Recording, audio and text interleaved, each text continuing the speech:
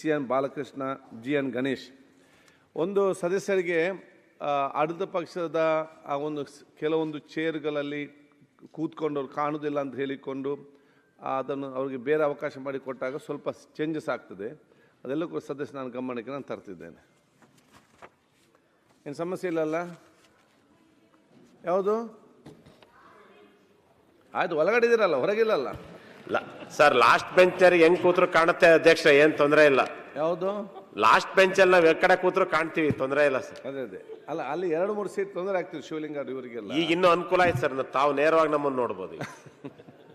ನಾವೆಲ್ಲ ತಪ್ಸ್ಕೊಳಂಗಿಲ್ಲ ಅಷ್ಟೇ. Only for few days. ಎಲ್ಲಿ ಅಲ್ಲ, ಇಲ್ಲಿ ಒಂದು 9 ದಿನಕ್ಕೆ ಸೀಟ್ ಬಿಟ್ಟು ಕೊಡ್ಲಿಕ್ಕೆ ಕೇಳುವುದಿಲ್ಲ. ಇನ್ನು MLA ಸೀಟ್ ಯಾರು ಬಿಟ್ಟು ಕೊಡ್ತಾರಾ?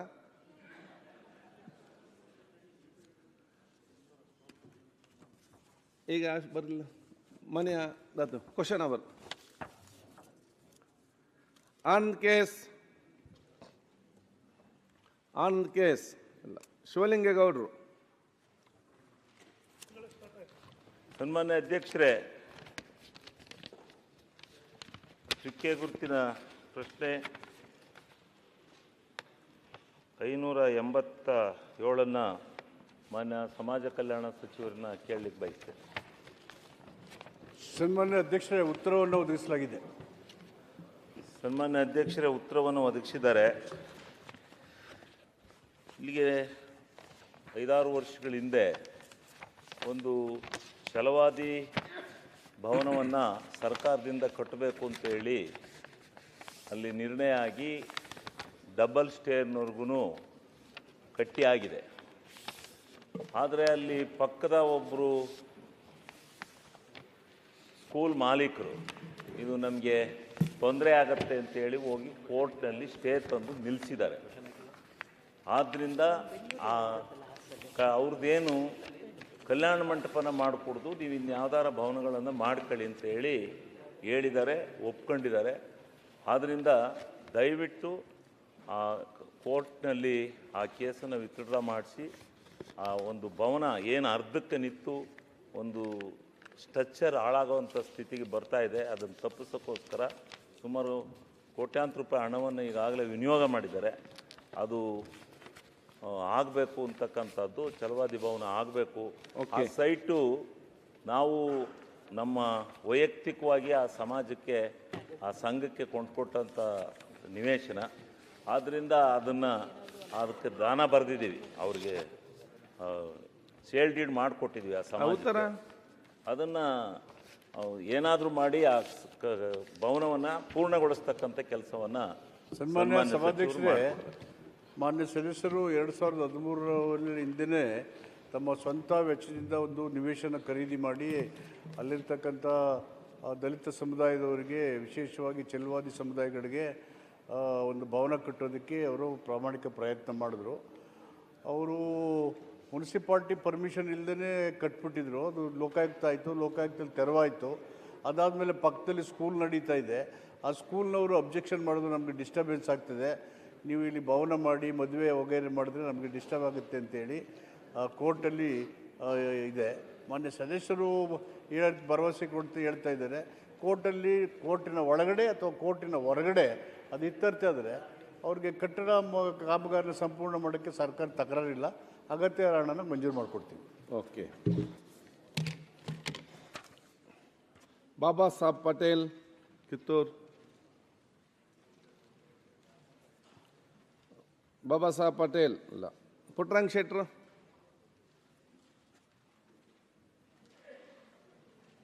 ಅಧ್ಯಕ್ಷರೇ, 204 ಮಾನ್ಯ ಗ್ರಾಮೀಣಾಭಿವೃದ್ಧಿ ಮತ್ತು ಪಂಚಾಯತ್ ಸಚಿವರಿಂದ ಉತ್ತರವನ್ನು ಕೇಳಬೇಕು. ಅಧ್ಯಕ್ಷರೇ, ಉತ್ತರ ಕೊಟ್ಟಿದ್ದಾರೆ. ಅದರ ಅಧಿಕಾರಿಗಳು ಯಾವ ರೀತಿ ಉತ್ತರ ಕೊಡ್ತಾರೆ ಅನ್ನೋಕ್ಕಿಲ್ಲಿ ಕೆಲವೊಂದು ಉದಾಹರಣೆಗಳನ್ನ ಕೊಡ್ತೀನಿ. ಒಂದು 2023-24 ಸಾಲಿನಲ್ಲಿ ಈ ಟಾಸ್ಕ್ ಫೋರ್ಸ್ ನಿರ್ವಹಣಾ ಅನುದಾನದಲ್ಲಿ ನನಗೊಂದು ರೂಪಾಯಿನೂ ಕೊಟ್ಟಿಲ್ಲ. ಬರೀ 5 ತಾಲೂಕುಗಳಿದ್ದಾವೆ, 4 ತಾಲೂಕು ಪತ್ರ ಕೊಟ್ಟವೆ. ಅದರ ಜೊತೆಯಲ್ಲಿ ಕ್ರಿಯಾ ಯೋಜನೆಯನ್ನು ಮಾಡ್ತಾರೆ. ಇಲ್ಲಿ ಈಗ ವಿಧಾನಸಭಾ ಹೆಸರು ಮಾತ್ರ ಹಾಕ್ತಾರೆ, ಬೇರೆ ವಿಧಾನಸಭೆಗೆ ಅನುದಾನವನ್ನು ಕೊಡ್ತಾರೆ. ಇಲ್ಲಿ ಚಾಮರಾಜನಗರ ವಿಧಾನಸಭಾ ಕ್ಷೇತ್ರದಲ್ಲಿ ಚಾಮರಾಜ ತಾಲೂಕು ರೇಚಂಬಳ್ಳಿ ಮುಕ್ಕಳ್ಳಿ ಗ್ರಾಮ ಮಾರ್ಗವಾಗಿ ಬೂದಂಬಳ್ಳಿಗೆ ಹೋಗೋಂಥ ರಸ್ತೆ ಅಂತ ಕೊಡ್ತಾರೆ. ಅದೇ ರೀತಿ ಗುಂಡ್ಲುಪೇಟೆ ಅದು ಹೀಗೆ ಈ ರೀತಿ ನನಗೆ ಬರಬೇಕಾದ ಅನುದಾನಗಳು ನನಗೆ ಸಿಕ್ಕೇ ಇಲ್ಲ. 2023-24 ಸಾಲೂ ಸಿಕ್ಕಿದ್ದು, 22-23 ಸಿಕ್ಕಿಲ್ಲ. ಬರೀ ತಪ್ಪು ಮಾಹಿತಿನೇ ಕೊಟ್ಟಿದ್ದಾರೆ. ಇಲ್ಲಿ ಅನುದಾನ ಎಲ್ಲಿ ಏನು ಮಾಡೋದು, ಯಾವ ರೀತಿ ಖರ್ಚು ಮಾಡೋದು ಅನ್ನೋ ಮಾಹಿತಿ ಸರಿಯಾಗಿ ಕೊಟ್ಟಿಲ್ಲ. ಹಾಗಾಗಿ ನಾನು ಮಾನ್ಯ ಸಚಿವರಲ್ಲಿ ಇದು ಯಾವ ರೀತಿ ಸರಿ, ಅಧಿಕಾರಿಗಳನ್ನ ಸ್ವಲ್ಪ ಹದ್ಬಸ್ಲಿರ್ತಕ್ಕಂಥ ಕೆಲಸ ಆಗಬೇಕಾದ್ದೇನು ಅಂತ ನಾನು ಹೇಳ ಬಯಸ್ತೀನಿ. ಯಾಕಂದರೆ ನಾನು ಮೊನ್ನೆ ನಮ್ಮ CS ಕೇಳಿದೆ ಯಾವುದೋದಕ್ಕೆ, ಅದು ನಾವೇ ಕಮಿಟಿಲಿದ್ದೀವಿ, ನಾವೇ ಮಾಡಿದ್ದೀವಿ ಅನ್ನೋ ಮಾತನ್ನು ನನ್ನ PA ಹೇಳಿ ಕಳಿಸಿದ್ರು. ಆಗ ನಾನು ಅದಕ್ಕೆ ಈ ಪ್ರಶ್ನೆಯನ್ನು ಹಾಕಿದ್ದು. ಬಹುಶಃ ಹಾಗಾಗಿ 2-3 ವರ್ಷದಿಂದ ಏನು 3 ಲಕ್ಷ 4-5 ಲಕ್ಷ ಕೊಡ್ತಕ್ಕಂಥ ಅನುದಾನಗಳು ನನಗೆ ಸರಿಯಾಗಿ ಸಿಕ್ಕಿಲ್ಲ. ಅದಕ್ಕೆ ಸರಿಯಾಗಿ ಮಾನ್ಯ ಸಚಿವರು ಉತ್ತರ ಹೇಳಬೇಕು ಅಂತ ಬಯಸ್ತೀನಿ. ಮಾನ್ಯ ಅಧ್ಯಕ್ಷರೇ, ಅವರ ಪ್ರಶ್ನೆ ಹಾಗೂ ಉತ್ತರ ಭಾಳ ಸ್ಪಷ್ಟವಾಗಿದೆ. ಯಾಕಂದರೆ ನಮ್ಮದು ಪಂಚಾಯತ್ ವಯಸ್ಸೇ ನಾವು ಅಲೋಕೇಟ್ ಮಾಡೋದು. ನಿಮ್ಮ 15ನೇ ಹಣಕಾಸು ಇರ್ಬೋದು, TP ಇರ್ಬೋದು, ZP ಇರ್ಬೋದು. ಟಾಸ್ಕ್ ಫೋರ್ಸ್ನಲ್ಲಿ ಮಾನ್ಯ ಹಿರಿಯ ಸದಸ್ಯರು ಏನು ಕೇಳಿದ್ದಾರೆ ಅದನ್ನು ನಾನು ಪರಿಶೀಲನೆ ಮಾಡಿ ಅವ್ರು ಹೇಳ್ತೀನಿ. ಯಾಕಂದರೆ ಟಾಸ್ಕ್ ಫೋರ್ಸ್ ವಿಚಾರ ಇದರಲ್ಲಿ ಬಂದಿಲ್ಲ ಅಧ್ಯಕ್ಷರೇ. ಅದು ಹೊರತುಪಡಿಸಿ ಅವರ ಕ್ಷೇತ್ರಕ್ಕೆ ಸೀಮಿತವಾಗೇ ನಾವು ಉತ್ತರವನ್ನು ನಾವು ಕೊಟ್ಟಿದ್ದೀವಿ. ಇನ್ನು ಹೆಚ್ಚೇನಾದರೂ ಅನುದಾನ ಬಗ್ಗೆ ಅವ್ರಿಗೆ ಮಾನ್ಯ ಸದಸ್ಯರು ಕೇಳ್ತಾ ಇದ್ದರೆ ಅದನ್ನು ಅವ್ರ ಜೊತೆ ಚರ್ಚೆ ಮಾಡಿ ಅದನ್ನು ಪೂರ್ಣಗೊಳಿಸುವ ಕೆಲಸ ನಾವು ಮಾಡ್ತೀವಿ ಅಧ್ಯಕ್ಷರೇ. ಆದರೆ ಅವರೇನು ಬಹುಶಃ ಮೊನ್ನೆ ಒಂದು ST ಇದಕ್ಕೆ ಒಂದು ರೋಡನ್ನು ಕೇಳಿದ್ರು ಅಧ್ಯಕ್ಷರೇ. ಅದು ಒಂದು ಪೆಂಡಿಂಗ್ ಇದೆ ನನ್ನ ಅನಿಸಿಕೆ ಪ್ರಕಾರ. ಯಾಕಂದರೆ ಅದು ಈ ನಿಮ್ಮ ಪ್ರಶ್ನೆನಲ್ಲಿ ಇಲ್ಲ ಸರ್ ಅದು. ಬಟ್ ಅದು ನಾನು ಮಾನ್ಯ ಸದಸ್ಯರ ಹತ್ರ ಮಾತನಾಡ್ಕೊಂಡು ಅದೇನಾದರೂ ಲೋಪಗಳಾಗಿದ್ದರೆ ನಾನು ಸರಿಪಡಿಸ್ತೀನಿ. ಮಾನ್ಯ ಸಚಿವರು ನಾನು ಅದನ್ನು ಕೇಳ್ತಾ ಇಲ್ಲ. 2023-24 ಸಾಲಿನಲ್ಲಿ 3054ನಲ್ಲಿ ನೋಡಿ, ಗುಂಡ್ಲುಪೇಟೆಗೆ 58 ಲಕ್ಷ ಕೊಟ್ಟವ್ರೆ. ಅದಕ್ಕೆ ಕೊಳ್ಳೇಗಾಲ 14,96,000, ಹನೂರು 43 ಲಕ್ಷ, ಯಳಂದೂರು 9 ಲಕ್ಷ, ನನಗೊಂದು ರೂಪಾಯಿನೂ ಕೊಟ್ಟಿಲ್ಲ. ಇದನ್ನೇ ನಾನು ಕೇಳ್ತಿರೋದು, ಇನ್ನೇನಿಲ್ಲ. ಇಲ್ಲ, 3054ನಲ್ಲಿ ಏನಾದರೂ ಲೋಪ ಇದ್ದರೆ ಸರಿಪಡಿಸ್ತೀವಿ ಅಧ್ಯಕ್ಷರೇ. ಆದರೆ ಕಳೆದ 3 ವರ್ಷದಲ್ಲಿ ಸುಮಾರು 72 ಕಾಮಗಾರಿಗಳನ್ನು ಅಲ್ಲಿ ನಾವು ತೊಗೊಂಡಿದ್ದೀವಿ. ವೇರಿಯಸ್ ಹೆಡ್ ಆಫ್ ಅಕೌಂಟ್ 5054 ಇರ್ಬೋದು, ಫ್ಲಡ್ ರಿಲೀಫ್ ಇರ್ಬೋದು, CM special fund, SCP TSP, ಮತ್ತು ಈ ವರ್ಷವೂ ಕೂಡ 24 ಕಾಮಗಾರಿಗಳನ್ನು ನಾವು ತೊಗೊಂಡಿದ್ದೀವಿ. ಒಟ್ಟು 36,79,00,000 ರೂಪಾಯಿಯನ್ನು ನಾವು ನೀಡಿದ್ದೇವೆ ಕಳೆದ 3 ವರ್ಷದಲ್ಲಿ. ಮಾನ್ಯ ಸದಸ್ಯರದ್ದು ಏನಾದರೂ ಒಂದು ಸ್ಪೆಸಿಫಿಕ್ ವರ್ಕ್ ಇದೆ ಅದನ್ನು ಕೂಡ ನಾವು ಮಾಡಿಸ್ಕೊಡ್ತೀವಿ ಅಧ್ಯಕ್ಷರೇ. ಸರಿ, ಆಯ್ತದೆ. ಓಕೆ. ಶಾಂತನಗೌಡ DG.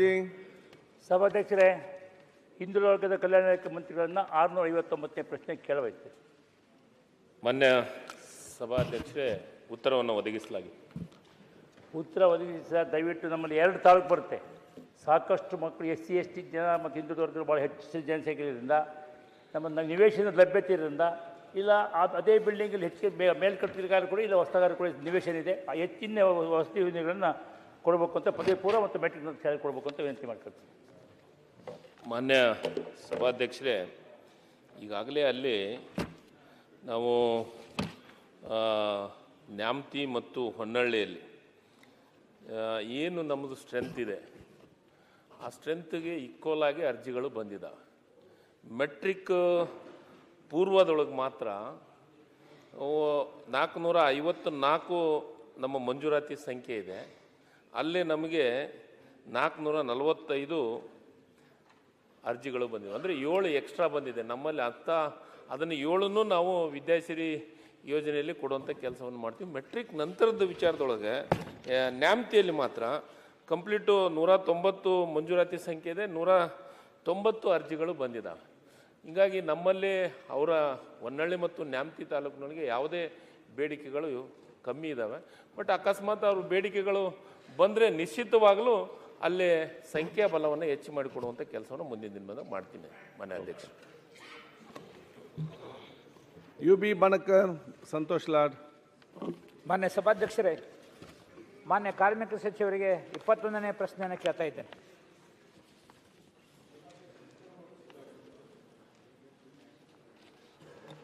ಉತ್ತರವನ್ನು ಒದಗಿಸಲಾಗಿದೆ ಸಭಾಧ್ಯಕ್ಷ. ಮಾನ್ಯ ಸಭಾಧ್ಯಕ್ಷರೇ, ಮಾನ್ಯ ಸಚಿವರು ಯೋಜನೆಗಳ ಸಂಪೂರ್ಣ ವಿವರವನ್ನು ಒದಗಿಸಿದ್ದಾರೆ. ನನ್ನ ಉದ್ದೇಶ ಆ ಯೋಜನೆಗಳ ಲಾಭ ಫಲಾನುಭವಿಗಳಿಗೆ ಮುಟ್ಟಬೇಕು ಅಂತ ಇತ್ತು. ನನ್ನ ಎರಡನೇ ಪ್ರಶ್ನೆ ಬಾಕಿ ಇರುವಂಥ ಅನುದಾನ ಬಿಡುಗಡೆಯ ಬಗ್ಗೆ ವಿವರ ಕೇಳಿದ್ದೆ, ಅದ್ರ ಬಗ್ಗೆ ಮಾಹಿತಿಯನ್ನು ಒದಗಿಸಿಲ್ಲ. ಒಂದು ಹಿರೇಕೆರೆ ವೃತ್ತದ ಕಾರ್ಮಿಕ ನಿರೀಕ್ಷಕರ ಕಚೇರಿ ವ್ಯಾಪ್ತಿಯಲ್ಲಿ 8-12ರಿಂದ ಮದುವೆ ಸಹಾಯಧನ 29 ಬಾಕಿ ಅದಾವ ಅಂತ ಹೇಳಿದ್ದಾರೆ. ಬೇರೆ ಯೋಜನೆಗಳ ವಿವರ ನೀಡಿಲ್ಲ. ನಾನು ಮಾನ್ಯ ಸಚಿವರಿಗೆ ವಿನಂತಿ ಮಾಡ್ಕೋತಾ ಇದ್ದೀನಿ, ತಾವು ಕಾಲಮಿತಿ ಒಳಗೆ ವಿಲೇವಾರಿ ಮಾಡಲು ಕ್ರಮ ಕೈಗೊಳ್ಳಲಾಗುತ್ತದೆ ಎಂಬ ಮಾತನ್ನು ಹೇಳಿರಿ. ದಯವಿಟ್ಟು ಎಲ್ಲ ಯೋಜನೆಗಳಿಗೂ ಕಾಲಮಿತಿಯನ್ನು ನಿಗದಿ ಮಾಡಿ. ಯಾಕಂದರೆ ಬಡ ಕಾರ್ಮಿಕರಿಗೆ ಬಹುಶಃ ವೇಳೆಗೆ ಸರಿಯಾಗಿ ಆ ಯೋಜನೆಯ ಲಾಭ ಮುಟ್ತಾ ಇದ್ದರೆ ಈ ಯೋಜನೆಯ ಲಾಭ ಸದುಪಯೋಗ ಆಗೋದಿಲ್ಲ. ಆ ಕಾರಣದಿಂದ ತಾವು ಕಾಲಮಿತಿ ಅಂತ ತೋರಿಸಿದಿರಿ, ಬಟ್ ಯಾವ್ಯಾವ ಯೋಜನೆಗೆ ಎಷ್ಟು ಕಾಲಮಿತಿ ಅಂತ ತೋರಿಸಿಲ್ಲ.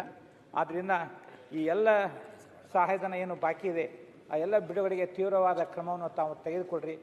ಹಾವೇರಿ ಜಿಲ್ಲೆಯಲ್ಲಿ ಬಹುಶಃ ತಾವು ಬಂದ ನಂತರ ಲೇಬರ್ ಕಾರ್ಡ್ಗಳಲ್ಲೇನು ಅನ್ಯಾಯ ಆಗಿತ್ತು ಅದನ್ನೆಲ್ಲ ಸರಿಪಡಿಸುವಂಥ ಕಾರ್ಯವನ್ನು ತಾವು ಮಾಡಿರಿ. ಬಹುಶಃ ಇನ್ನು ಕೆಲವೇ ದಿನಗಳಲ್ಲಿ ಹಾವೇರಿ ಜಿಲ್ಲೆಯಲ್ಲಿ ಸಂಪೂರ್ಣವಾಗಿ ಈ ಒಂದು ಕಳ್ಳ ಲೇಬರ್ ಕಾರ್ಡ್ಗಳನ್ನು ತೆಗೆದು ನ್ಯಾಯಯುತವಾಗಿ ಯಾರು ಲೇಬರ್ ಕಾರ್ಡ್ ಸಿಗಬೇಕು ಅವರಿಗೆ ಕೊಡುವಂಥ ವ್ಯವಸ್ಥೆ ಮಾಡಬೇಕಂತ ಕೇಳ್ಕೊತಾ ಇದ್ದೆ. ಸಭಾಧ್ಯಕ್ಷರೇ, ಮಾನ್ಯ ಸದಸ್ಯರು ಕೇಳಿರ್ತಕ್ಕಂಥ ಬಣಕರ್ ಸಾಹೇಬರು, ಸೊ ನಾನು ವಿಶೇಷವಾಗಿ ನಮ್ಮೆಲ್ಲ ಇಲಾಖೆಯ ಸ್ಕೀಮ್ಗಳಿಗೆ ಸಂಪೂರ್ಣ ಮಾಹಿತಿ ಮೊದಲನೇ ಪ್ರಶ್ನೆ ಕೊಟ್ಟಿದ್ದೀನಿ. ನಮ್ಮ construction board, Karnataka state unorganised board, ಆಮೇಲೆ ಅಂಬೇಡ್ಕರ್ ಕಾರ್ಮಿಕರ ಸಹಾಯ ಹಸ್ತದಿಂದ ಯಾವ ಸ್ಕೀಮ್ಸ್ಗಳಿದ್ದಾವೆ, ಗಿಗ್ ವರ್ಕರ್ಸ್ದು, ಕರ್ನಾಟಕ ಸ್ಟೇಟ್ ನ್ಯೂಸ್ ಪೇಪರ್ ಇರ್ಬೋದು, ಟ್ರಾನ್ಸ್ಪೋರ್ಟ್ ಬೋರ್ಡ್ ಇರ್ಬೋದು, ಕರ್ನಾಟಕ ಲೇಬರ್ ವೆಲ್ಫೇರ್ ಬೋರ್ಡ್ ಇರ್ಬೋದು, ಅದೆಲ್ಲ ಮಾಹಿತಿ ಕೊಟ್ಟಿದ್ದೀನಿ. ಅವ್ರದ್ದು ಸ್ಪೆಸಿಫಿಕ್ ಎರಡನೇ ಪ್ರಶ್ನೆ ಇರ್ತಕ್ಕಂಥದ್ದು ಅವರು ಹಿರೇಕೆರೆ ತಾಲೂಕಿನಲ್ಲಿರ್ತಕ್ಕಂಥ ವಿಷಯದಲ್ಲಿ ಮಾತನಾಡಿದ್ದಾರೆ. ಇಲ್ಲಿ ನಮಗಿರ್ತಕ್ಕಂಥದ್ದು ಸುಮಾರು 15,910 ಆ್ಯಕ್ಟಿವ್ ಕಾರ್ಡ್ಗಳಿದ್ದಾವೆ. ನಮಗೆ ಅರ್ಜಿ ಸುಮಾರು 3,115 ಅರ್ಜಿಗಳು ಬಂದಿದ್ದು, ಅದರಲ್ಲಿ 2,627 ಡಿಸ್ಪೋಸಬಲ್ ಮಾಡಿದ್ದೀವಿ. ಅಪ್ರೂವ್ಡ್ ಆಗಿರ್ತಕ್ಕಂಥದ್ದು 2,106, ಸೊ 80% ಶೇಕಡ ಅಪ್ರೂವಲ್ ಆಗಿದೆ. ಅವ್ರದ್ದು ಕೇಳಿರ್ತಕ್ಕಂಥ ಪ್ರಶ್ನೆ ಏನಿದೆ, ಇನ್ನೂ ಉಳಿದಿರ್ತಕ್ಕಂಥದ್ದನ್ನು ನೀವು ನಮಗೆ ವಿಲೇವಾರಿ ಮಾಡಿಕೊಡಿ ಅಂತ ಹೇಳಿದ್ದಾರೆ. ಪೆಂಡಿಂಗ್ ಇರ್ತಕ್ಕಂಥದ್ದು ಕೇವಲ 39 ಇದೆ, ಮಾಡಿಕೊಡ್ತೀವಿ. ಅದ್ರ ಜೊತೆಗೆ ಈ ಟ್ರಾನ್ಸಿಟ್ ಸಂದರ್ಭದಲ್ಲಿ ಏನಾಗಿದೆ, ಅವ್ರು ಕೇಳ್ತಕ್ಕಂಥದ್ದು ಒಂದು ವಿಷಯ ಏನಿದೆ ಸಭಾಧ್ಯಕ್ಷರೇ, ಈ ಕಾರ್ಡ್ಗಳು ಕೆಲವರು ಇದ್ದರೂ ಕೂಡ, ಆ್ಯಕ್ಟಿವ್ ಕಾರ್ಡ್ ಇದ್ದರೂ ಕೂಡ ಫೇಕ್ ಕಾರ್ಡ್ಸ್ಗಳು ಇರ್ತವೆ. ಈ ಒಂದು ಅವ್ನು ಬೆನಿಫಿಷರಿ ಆಗಬೇಕಂದ್ರೆ ನಮ್ಮ ಡಿಪಾರ್ಟ್ಮೆಂಟ್ನವರು ಅಲ್ಲಿ ಹೋಗಿ ಚೆಕ್ ಮಾಡಿ whether is eligible or not ಅಲ್ಲಿ ನೋಡ್ಬಿಟ್ಟು ಫ್ರೀಸ್ ಮಾಡ್ತೀವಿ ಕಾರ್ಡ್ಸ್ನ. ಅಂಥದ್ದು ಕೆಲವು ವ್ಯತ್ಯಾಸಗಳು ಬಂದಿರ್ಬೋದು. I will instruct my officers to go visit them personally and see to that if there any such differences has come will resolve ಮಾಡ್ಕೊಡ್ತೀನಿ ಅಂತ ಹೇಳಿಕೆ ಬಯಸ್ತೀನಿ. Okay, good. ಧನ್ಯವಾದಗಳು ಸರ್. ಅಲ್ಲಮ್ಮ ಪ್ರಭು ಪಾಟೇಲ್. ಅಧ್ಯಕ್ಷರೇ, ಚುಕ್ಕೆ ಗುರುತಿನ 115ನೇ ಪ್ರಶ್ನೆಯನ್ನು ಸನ್ಮಾನ್ಯ ಕೃಷಿ ಸಚಿವರಲ್ಲಿ ಮನವಿ ಮಾಡಿದ್ದೇನೆ. ಮಾನ್ಯ ಅಧ್ಯಕ್ಷರೇ, ಉತ್ತರವನ್ನು ಒದಗಿಸಲಾಗಿದೆ. ಮಾನ್ಯ ಅಧ್ಯಕ್ಷರೇ, ಸುದೀರ್ಘವಾದಂಥ ಉತ್ತರವನ್ನು ಕೊಟ್ಟಿದ್ದಾರೆ. ಆ ಉತ್ತರದಲ್ಲಿ ಅವರೇ ಹೇಳಿದ್ದಾರೆ, ಸುಮಾರು 945 ರೈತರಿಗೆ ಇನ್ನೂ ಬೆಳೆ ವಿಮೆ ಅವರಿಗೆ ತಲುಪಿಲ್ಲ. ಕೆಲವೊಂದು ಬೋನ್ಸ್ ಆಗಿದೆ, ವಾಪಸ್ ಆಗಿದೆ. ಯಾಕೆ ತಲುಪಿಲ್ಲ ಅಂತಕ್ಕಂಥದ್ದು ನನ್ನ ಪ್ರಶ್ನೆ ಇದೆ. ಬೆಳೆ ವಿಮೆ ಅವ್ರಿಗೆ ಸಿಗಬೇಕಾಗಿತ್ತು. ಆಮೇಲೆ ಸನ್ಮಾನ್ಯ ಅಧ್ಯಕ್ಷರೇ, ಈ ಸಲ ಅಂತೂ ನಮ್ಮ ಎಲ್ಲರಿಗೂ ಗೊತ್ತಿದೆ, 5 ತಿಂಗಳಿಂದ ಸತತವಾಗಿ ಮಳೆ ಬಂದು ರೈತರ ಬೆಳೆ 3 ಸಲ, ಮೊದಲನೇ ಸಲ ಮೇನಲ್ಲಿ ಬಿತ್ತಿದ್ರು, ಆಮೇಲೆ 1 ತಿಂಗಳ ಮಳೆ ಬರಲಿಲ್ಲ, ಅದನ್ನು ಮತ್ತೆ ಹರಿಗಿ ಮತ್ತೊಮ್ಮೆ ಬಿತ್ತಿದ್ರು. ಮತ್ತೊಮ್ಮೆ ಬಿತ್ತಾಗ ಅತಿವೃಷ್ಟಿ ಮಳೆಯಿಂದ ಹಾನಿಯಾಗಿ ಮತ್ತೊಮ್ಮೆ ಏನಪ್ಪ ಅಂದ್ರೆ ಅದನ್ನು ಕೂಡ ಹರಿಗಿ ಮತ್ತೊಮ್ಮೆ ಬಿತ್ತಿದ್ರು. ಅದಾದಮೇಲೂ ಕೂಡ ಮಳೆ ಬಂದು ಹಾನಿಯಾಗಿದೆ. ಸ್ವತಃ ಮುಖ್ಯಮಂತ್ರಿಗಳು, ನಮ್ಮ ಉಸ್ತುವಾರಿ ಸಚಿವರು ಅವರನ್ನು ಕರ್ಕೊಂಡ್ಬಂದು ಎಲ್ಲರನ್ನ ಸಮೀಕ್ಷೆ ಮಾಡಿದ್ದಾರೆ. ಕೃಷಿ ಸಚಿವರು ನಾನು ಕೂಡ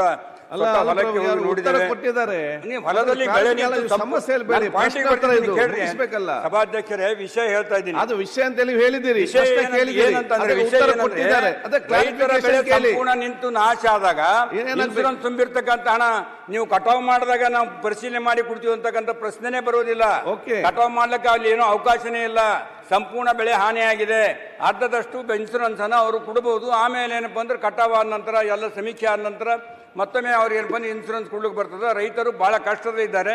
ನಿನ್ನೆ ಸಭಾಧ್ಯಕ್ಷರೇ, ನಿನ್ನೆ ಪಾನೆಗಾಂವ್ ಅಂತ ಹೇಳಿ ನಮ್ಮ ಕಾನ್ಸ್ಟಿಟ್ಯೂನ್ಸಿಯಲ್ಲಿ ಬರ್ತಕ್ಕಂಥ ಕ್ಷೇತ್ರದಲ್ಲಿ ಸುಮಾರು ಈಗಾಗಲೇ 85 ರೈತರು ಸತ್ತಿದ್ದಾರೆ. ನಿನ್ನೆ ಏನಪ್ಪ ರೈತನ ಆತ್ಮಹತ್ಯೆ, ಲಮ್ಮಾಡಿ ರೈತ 3 ಲಕ್ಷ ಸಾಲ ಇಟ್ಕೊಂಡು ಏನಪ್ಪ ಅಂದ್ರೆ ಬೆಳೆ ಬರದೆ ರೈತನ ಆತ್ಮಹತ್ಯೆ ಆಗಿದೆ. ಇವತ್ತು ಮಣ್ಣು ಆಗ್ತಾ ಇದೆ. ಅದು ಇಂಥ ಗಂಭೀರವಾದಂಥ ಪರಿಸ್ಥಿತಿಯಲ್ಲಿ ನನ್ನ ಕಳಕಳಿ ಏನಂತೆ, ಈ ದೇಶಕ್ಕೆ ಅನ್ನ ಕೊಡ್ತಕ್ಕಂಥ ರೈತನಿಗೆ ನಾವೆಲ್ಲರೂ ಭಾಳ ದೊಡ್ಡ ಮನಸ್ಸು ಮಾಡಿ ಇನ್ಶೂರೆನ್ಸ್ ಮಾಡಿದರೆ ಬೆಳೆ ಸಂಪೂರ್ಣ ಹಾನಿಯಾಗಿದೆ. ಇನ್ಶೂರೆನ್ಸ್ ಇಮಿಡಿಯೇಟ್ ಅವ್ರ ಅಕೌಂಟ್ಗೆ ತಲುಪಂತ ಆಗಬೇಕು. ಇನ್ಶೂರೆನ್ಸ್ ತಲುಪಿದ್ರು ಕೂಡ ಅವ್ರು ಯಾವಾಗೋ ಮಾಡಿದ್ದ ಸಾಲ ಮುರಿತಾ ಇದ್ದಾರೆ. ಆಯ್ತು ಮಂತ್ರಿ, ಮಾಡಿ ಅದನ್ನ ಮುರಿಯದೆ ಅವ್ರಿಗೆ ಏನಪ್ಪ ಅಂದ್ರೆ ಅನುಕೂಲ ಆಗ್ತಕ್ಕಂಥಲ್ಲಿ ಮುಟ್ಟುವಂತೆ ಆಗ್ಬೇಕಂತ ಹೇಳಿ ನಾನು ಕೃಷಿ ಸಚಿವರಲ್ಲಿ ಕಳಕಳಿಯಿಂದ ವಿನಂತಿಸ್ಕೋತೇನೆ. ಮಾನ್ಯ ಅಧ್ಯಕ್ಷರೇ, ಅವ್ರಿಗೆ ಗೊತ್ತಿದೆ, ನನ್ನ ಹತ್ರ ಚರ್ಚೆನೂ ಮಾಡೋರೆ. ಹೆಚ್ಚು ಈ ಇನ್ಶೂರೆನ್ಸಿಂದ ರೈತರಿಗೆ ಫಸಲ್ ಬಿಮಾ ಅನುಕೂಲ ಆಗಿದೆ. ಅದರಲ್ಲಿ ಬಹುಶಃ ಏನು ಇವರು 900 ಜನಕ್ಕೆ ಕೊಟ್ಟಿಲ್ಲ ಅಂತ ಹೇಳ್ತಾ ಇದ್ದಾರೆ, ಅದು ವಿವಿಧ ಕಾರಣಕ್ಕೆ ಪ್ರಾಬ್ಲಮ್ ಆಗಿರ್ತಕ್ಕಂಥದ್ದು ಅನ್ನೋದು ಸಹ ಅವ್ರಿಗೆ ಗೊತ್ತಿದೆ. ಬಟ್ ಈಗ ನಾವು ಒಟ್ಟಾರೆ ನಮಗೆ 74 ಲಕ್ಷದ ರೈತರ ರಿಜಿಸ್ಟ್ರೇಷನ್, ಮೊದಲೆಲ್ಲ ವರ್ಷಕ್ಕೆ 12-15 ಲಕ್ಷ ರಿಜಿಸ್ಟ್ರೇಷನ್ ಆಗ್ತಿತ್ತು. ಈಗ ನಾವು ಹೆಚ್ಚು ನಮ್ಮ ಅಧಿಕಾರಿಗಳು ಶಾಸಕರನ್ನು ಉಪಯೋಗಿಸ್ಕೊಂಡು ಸ್ಥಳೀಯ ಪಂಚಾಯತಿಗಳು ಉಪಯೋಗಿಸ್ಕೊಂಡು ಹೆಚ್ಚು ಅವೇರ್ನೆಸ್ ಕೊಟ್ಟಿರೋದ್ರಿಂದ 27 ಲಕ್ಷ 28 ಲಕ್ಷದವರೆಗೂ ಹೋಗಿದೆ. 5,534 ಕೋಟಿ 43 ಲಕ್ಷ ರೈತರಿಗೆ ಇನ್ಶೂರೆನ್ಸ್ ಮೂಲಕ ಪರಿಹಾರ ಕೊಟ್ಟಿದ್ದೀವಿ. ಇಲ್ಲಿ ಬಹುಶಃ ಇವರಿಗೆ ಪರ್ಟಿಕ್ಯುಲರ್ ಆಗಿ ಗುಲ್ಬರ್ಗ ಕಳೆದ ಬಾರಿ 674 ಕೋಟಿ ಒಂದೇ ವರ್ಷದಲ್ಲಿ ಇನ್ಶೂರೆನ್ಸ್ ಬಂದಿದೆ. 3 ವರ್ಷದಲ್ಲಿ 990 ಕೋಟಿ ಅವರಿಗೆ ಪರಿಹಾರ ಹೋಗಿದೆ. ಇವರ ಕಾನ್ಸ್ಟಿಟ್ಯೂನ್ಸಿಗೆ ಬಂದರೆ 3,000 ನೋಂದಣಿ ಆಗ್ತಿತ್ತು, ಈಗ 10,000 ನೋಂದಣಿಗೆ ಹೋಗ್ತಾ ಇದೆ. ಇತಿಹಾಸದಲ್ಲಿ ಇನ್ಶೂರೆನ್ಸ್ ಇಷ್ಟು ಕೊಟ್ಟಿಲ್ಲ, ನಾವು ಇಷ್ಟು ಇನ್ಶೂರೆನ್ಸು ಯಾವತ್ತೂ ಕೊಟ್ಟಿಲ್ಲ. ಮತ್ತು FID ನಾವು ಕನೆಕ್ಟ್ ಮಾಡಿದ್ವಿ. ಮೊದಲು FID ಕನೆಕ್ಟ್ ಆಗ್ತಿರಲಿಲ್ಲ, ಒಂದು ಸ್ವಲ್ಪ ವ್ಯತ್ಯಾಸಗಳಾಗ್ತಿತ್ತು. ಈಗ FID ಕನೆಕ್ಟ್ ಮಾಡಿದ್ದೀವಿ ಮತ್ತು ಪ್ರಿವೆಂಟ್ ಸೋಯಿಂಗ್ ಕೊಡ್ತಾ ಇದ್ದೀವಿ. ಜೊತೆಗೆ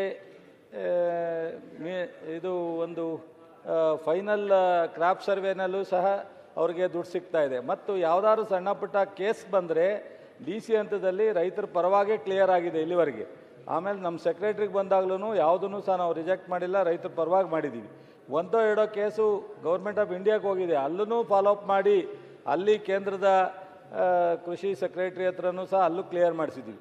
ರೈತರಿಗೆ ಇನ್ಶೂರೆನ್ಸ್ನಲ್ಲಿ ಈ ಸಾರಿ ನಮ್ಮ ಪ್ರಿಯಾಂಕ್ ಅವರು ಹೇಳಿದಾಗೆ ಅತಿ ಹೆಚ್ಚು ಇತಿಹಾಸದಲ್ಲಿ ಕೊಟ್ಟಿರ್ತಕ್ಕಂಥದ್ದು ನಾವು ಕಳೆದ 2.5 ವರ್ಷದಲ್ಲಿ. ಸೊ ಇಷ್ಟು ಇದು ಅಲ್ಲದೆ ನಾವು ಅತಿವೃಷ್ಟಿಗೆ ಪರಿಹಾರ ಕೊಡ್ತಕ್ಕಂಥ ಸಪ್ರೇಟ್, ಇದೇ ಸಪ್ರೇಟ್.